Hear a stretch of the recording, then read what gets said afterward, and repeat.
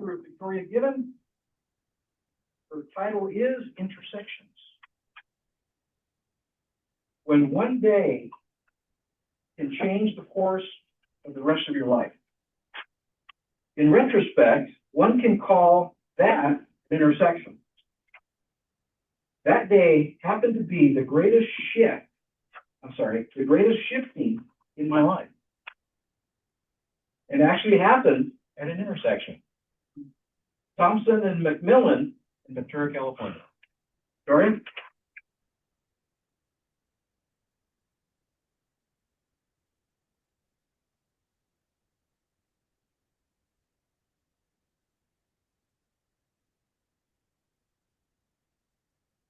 Starting something. The different stage for today's speech. Is that okay with you? This weekend was the memorial event for the firemen across the nation on their fallen. And I walked in dressed in my, I do the haunted tour for Colorado Springs. So I didn't look normal. I had an Art Nouveau, turn of the century outfit on.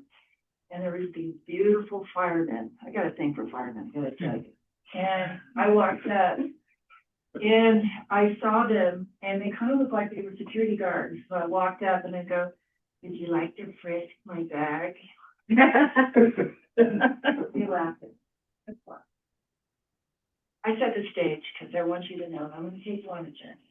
I'm hoping that I can make you giggle. This is a serious journey, and it may look like it's going to end badly. It ends. You trust me, folks? Yes. Standing around the deathbed of my girlfriend's mother, she passed during the night. That's okay. She was 78. Her body was worn, and Kathy said, "Come, the chaplain's on the way to be with me right now." And I had a 2-year-old. My nearly 3-year-old. I said, "Yes, Kathy, I'll come and wait for the chaplain to arrive." We were standing around her body praying, hand in hand. My children were in a room with toys in the other room when a horrific crash happened right in front of her house. She sat in an intersection of Thompson and Main, and right across from where she lived was actually in a commercial district. There was an old broken down motel where drug addicts and prostitutes frequented. I walked out into the T intersection with a hotel at the end of the street. And there was a little sedan that was sitting in a pool of gas in high rev engine did, but I don't know why. But it didn't turn off on impact. It went into an accelerated state, or it sounded like it was about to blow at any moment. When I came out, a woman in scrubs was reaching through the window at a woman who was bent forward, and I could see she had a wound because there was a pool of blood outside the door. The woman didn't help her stop bleeding. Prayed for her. But I said, "I think she needs more than prayer right now." I stepped around. I got in the front seat that was actually in the back seat. So I had to kneel where the seat would have been. I reached across her as she kept moving back and forth, hoping to stabilize her till the firemen got to her. I looked through the window and a drug addict was looking through the shattered window. I said, "You, I need your shirt. I need to stop her bleeding." "What?" I said, "Take your shirt off. I need it."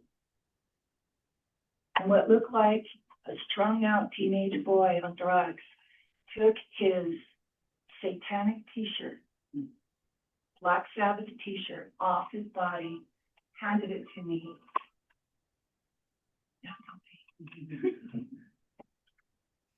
While she went forward, I cuffed her body, surrounded her, and hoping that I could just help her hold on.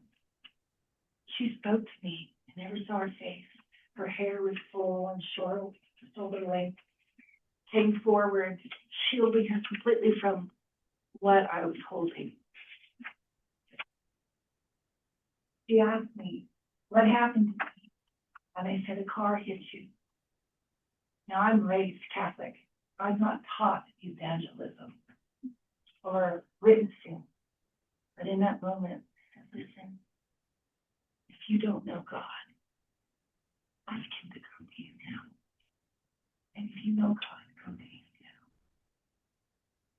Everyone you love will be with you soon. Just hold on with me. What seemed like the longest time shortened. Her body collapsed, not physically. It was a different collapsing. She got extremely heavy in my arms, and I waited quietly. She didn't talk to me after that. Beautiful fireman. When he arrived, he gently said, "Ma'am, I've got her from now. I got her. You can let her go." And as I extracted my arm from her, she fell sideways, and I saw that she didn't have a face. That sign is massive head injury, and I knew enough working for a doctor for years. I had spent what was called the golden hour with her. While her brain could still function, I spent that time with her, holding her body, patting her arm, and reassuring to hold on, that everyone you love will be with you soon. When the truck had gone and I had decompressed, I was still standing there. A teenage boy that was shirtless was sitting on the curb with his hands in his face, clearly moved by what happened. I stood in front of him and I said, today will change the trajectory of your entire life. May what you did today come back to you 1,000 times. This is who you are now. You are a man who gave a shirt off your back to a woman who needed you. He looked up at me, and to this day, the effect of that day had nothing to do with me. Do you know who I think?